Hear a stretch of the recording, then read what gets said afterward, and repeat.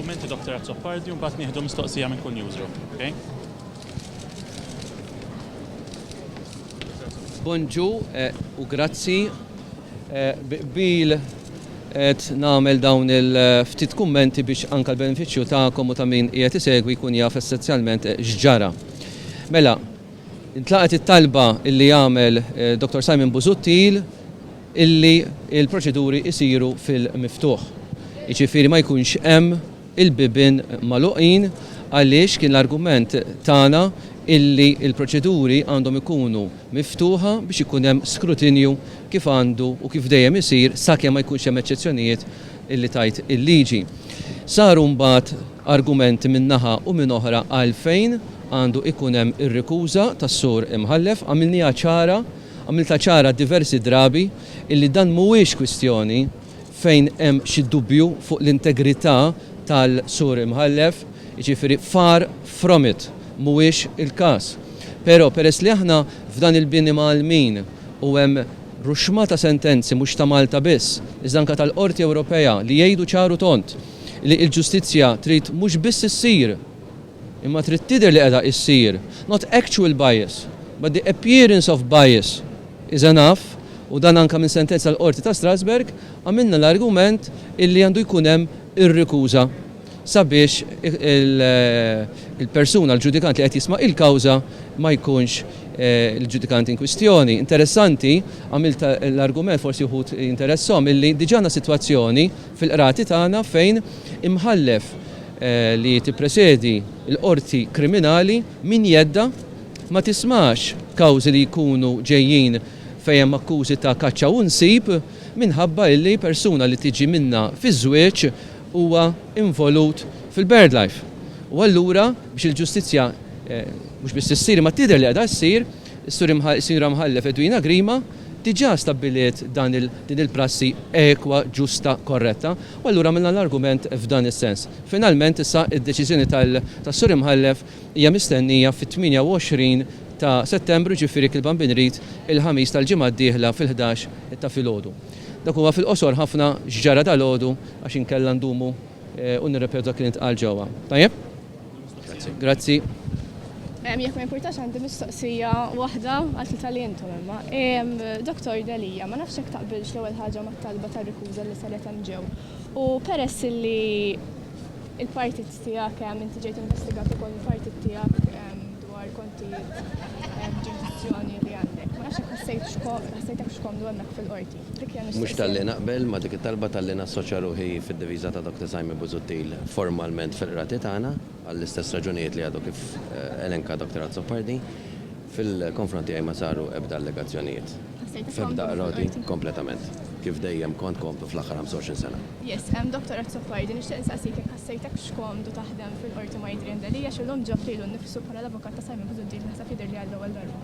Iva ma nsib ebda diffikultà u għandu kull dritt bħala avukat u x'vera bil-konsens u bil-parir ta' Dr. Simon Busuttil li huwa il-klient f'din il-kawża assolutament m'hemm ebda diffikultà. Dr. Busuttil, inti temmen li Adrian Delija għandu kontijiet f'Jersey? Fuq dan diġà ntqal ħafna affarijiet. Dr. Azzopardi, kemm il-Partit Nazzjonali sa ħajqa ovvjament naturalment isegwi dan il-każ biex eventwalment issir il-ġustizzja li il-Partit Nazzjonalista qed jinsisti li għandu jkompli jġieled il-kumment tiegħek f'dan ir-rigward. Il-kumment juri li il-Partit Nazzjonalista huwa univoċi, jiġifieri b'vuċi waħda,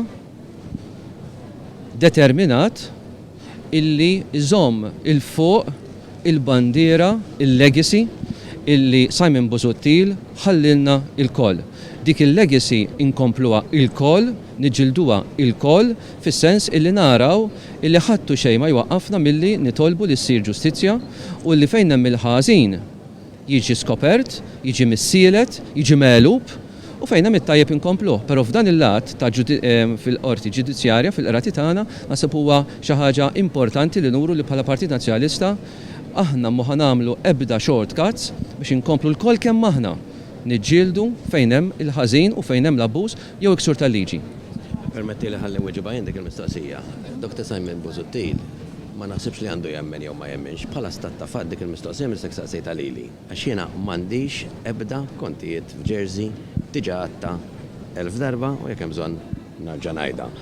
Il-Dr. Simon Busuttil mhux jekk jemmin xewle, nġibu d-dokument mill-Bank ta' Jersey li jgħid u jikkonferma li m'għandix kontijiet hemmhekk. Għandi recording jekk trid insemmaħħulek jista' jisemgħu kulħadd u twemmin inħalluh għal x'imkien ieħor il-fatti.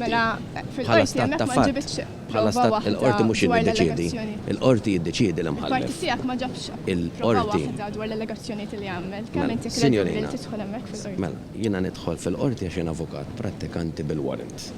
Fil-qorti jiddeċiedi l-imħallef. Fil-qorti ma kontx qiegħed hemm bħala kap. Il-każ tal-Prim Ministru ma ġabx prova waħda. Dak jaraħ l-imħallef u jagħmel id-deċiżjoni tiegħu. Ma nafx jekk inti u xed ma nafx u xed tissuġġerixxi illi l-qrati ma jitħallewx jagħmlu xogħolhom. Ma nafx u xed tissuġġerixxi illi l-proċess ġudizzjarju isir minn nies u mhux l-imħalfin. Il-Partit Laburista jidher li tirkeb fuq l-istess karru li tant kritika fl-aħħar elezzjoni xjuri dan fuq il-karattru jidher mill-lider li l-medja tal-Partit Laburista qed tirkeb il-karru tal-istess magna li tant prova tkisser il-kredibilità tagħha fl-aħħar elezzjoni. X'indika dan dwar l-ipokresija tal-Partit Laburista? Jiena il-pożizzjoni tal-Partit Laburista naħseb f'dan il-kuntest ta' dak li għaddej l-qorti fajnejja l-inqasija ċara ħafna.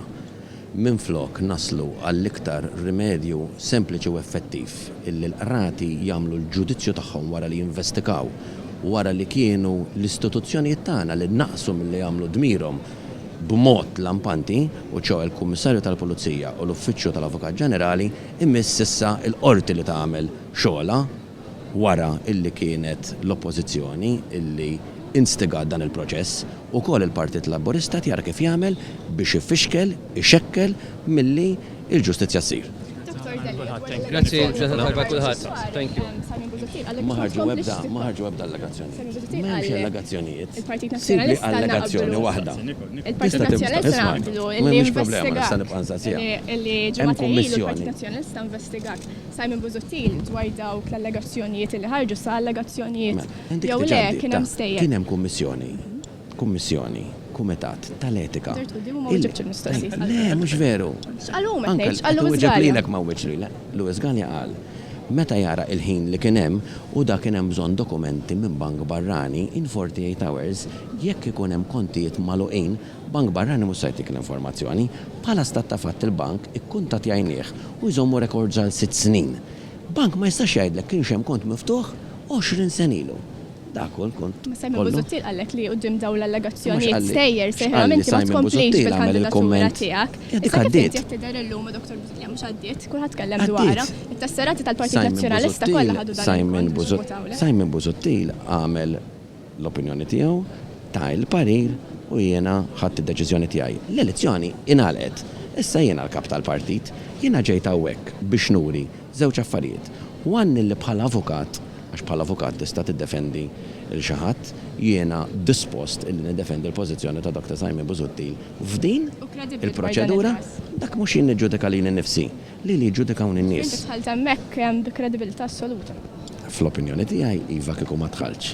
Ħadd li kien qiegħed hemmhekk kien hemm xi 20 avukat u mħallef mad-disputa, inti għandek kull dritt li tagħmel hawn l-istasi. Ma sejtekx skomdu taħdem ma' Jason Assoppardi li. Assolutament le. Jiena komdu naħdem ma' kulħadd, partikolarment għal wieħed il-Partit Nazzjonalista. Grazie.